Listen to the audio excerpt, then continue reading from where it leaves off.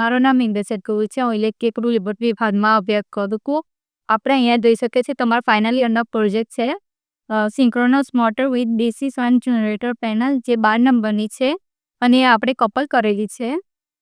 તો અહીંયા આપણે જોઈ શકીએ છીએ કે વાયરિંગ કેવી રીતે છે. અહીંયા એસી સપ્લાય એ 14 નંબરમાંથી સ્વિચ પરથી આવે છે અને આપણે ડીસી સપ્લાય એ 15 નંબરની સ્વિચ પરથી ચાલુ કરીશું. આ જે એસી 14 અને ડીસી 15 છે તે આપણે બાજુની લેબમાંથી સ્વિચ ચાલુ કરીશું. સૌ પ્રથમ આપણે અહીંયાથી મેઇન સપ્લાય ચાલુ કરીશું. ત્યાર પછી આપણે એસી 14 ચાલુ કરીશું અને અહીંયાથી આપણે ડીસી 15 ચાલુ કરીશું. આપણે બાજુમાંથી સ્વિચ ચાલુ કર્યા પછી અહીંયા આપણે એસી 15ની સ્વિચ અને આ સ્વિચ જે 4 પોલની છે એ એસી 14ની છે અને આ જે ડબલ પોલની છે એ ડીસી 15ની છે. આપણે આ એમસીબી એસી 14 અને ડીસી 15ની સ્ટાર્ટ કરી છે. ત્યાર પછી આપણે એસી 14માં આપણે 3 ફેઝ સપ્લાય લીધો છે. આર વાય બી અને ન્યુટ્રલ તો બધામાં હોય જ છે.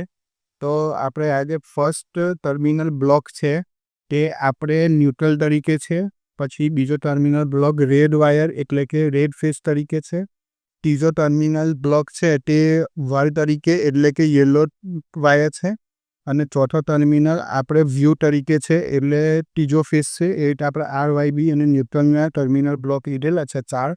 એને આપણે ઇન્ડિકેટ 1, 2, 3 અને 4ના નામથી આપ્યું છે. એના જે ઇનપુટમાં આપણે main supply R Y B આપીશું. ત્યાર પછી એના આઉટપુટમાંથી આપણે આર વાય બીનો સપ્લાય લીધો છે તે આપણા 3 ફેઝ વેરિયાકના ઇનપુટમાં જાય છે. જેનાથી આપણે ડાયરેક્ટ સપ્લાય 3 ફેઝ વેરિયાકના ઇનપુટમાં મળે છે. વેરિયાકમાંથી એટલે આ સ્ટાર્ટર છે એક વન ટાઈપનું. તો એના આઉટપુટમાંથી જે પાછા આર વાય બી ટર્મિનલ નીકળે છે તે આપણે ટર્મિનલ બ્લોક 5, 6 અને 7ના આપ્યા છે. એના આપણે નેગેટિવમાં એટલે કે આઉટપુટ તરીકે આપેલા છે ને એના ઇનપુટમાં આપણે 3 વાયર લીધા છે. તે જે અંડરગ્રાઉન્ડ થઈને એ વાયર આપણે સિંક્રોનસ મશીનમાં જાય છે. એને આપણે એબીસી તરીકે પણ દર્શાવી શકીએ છીએ ને આ ટર્મિનલ બ્લોકમાં આપણે 5, 6 અને 7ના નામથી ઇન્ડિકેટ કર્યું છે. પછી આ બે જે ટર્મિનલ બ્લોક છે તે આપણા ડીસી શન્ટ જનરેટરના છે. એની અંદર આ જે બે ઝાડા વાયર છે તે એફ અને ડબલ એફનું કામ કરે છે. આ બે પતલા વાયર છે તે આપણે એ અને ડબલ એનું કામ કરે છે. તો આપણે અંડરગ્રાઉન્ડમાંથી અહીંયા આપણે એ અને એફ અને ડબલ એ અને ડબલ એફ આપણે બંને એકબીજા સાથે શોર્ટિંગ કર્યા છે. એટલે કે એ આપણે શન્ટ જનરેટરને બનાવવા માટે આપણે લિંક મારી દીધેલી છે ડાયરેક્ટ એકબીજા સાથે. એટલે કે એ અને એફ અને ડબલ એ અને ડબલ એફ તે રીતે આપણે આ ટર્મિનલ બ્લોકમાં કનેક્ટ કર્યું છે.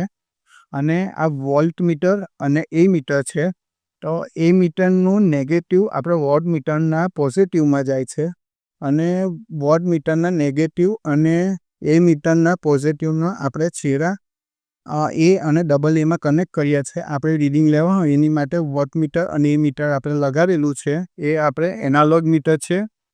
અને ત્યાર પછી આપણા એફ ડબલ એફ જે છે અને એ ડબલ એ છે તે બંને એકબીજા સાથે લિંક કરીને આપણે શન્ટ જનરેટર બનાવ્યું છે. તે અંડરગ્રાઉન્ડ થઈને એ વાયર આપણે શન્ટ જનરેટરમાં જાય છે.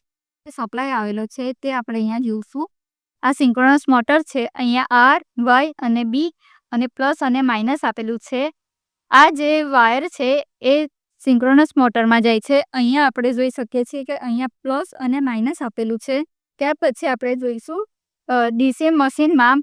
તો અહીંયા એ અને ડબલ એ એફ અને ડબલ એફ આપેલું છે. તે આપણે પાછળ અહીંયા કપલ કરવાની લિંક મારવાની જરૂર નથી. આપણે ઓલરેડી પાછળ લિંક કરી દીધેલું છે. ત્યાર પછી આપણે સેફટી માટે આપણે અહીંયા અર્થિંગ વાયર લીધેલો છે જે નીચે અર્થમાં જાય છે અને આપણે અહીંયા સેફટી માટે અર્થ મેટ પણ લગાવી છે. સફાઈ ચાલુ છે. હવે આપણે ડીસી શન્ટ જનરેટર અને સિંક્રોનસ મોટરને આપણે જે કપલ કર્યું છે તેનું આપણે રન કરાવીશું એ ઓટો ટ્રાન્સફોર્મરની મદદથી.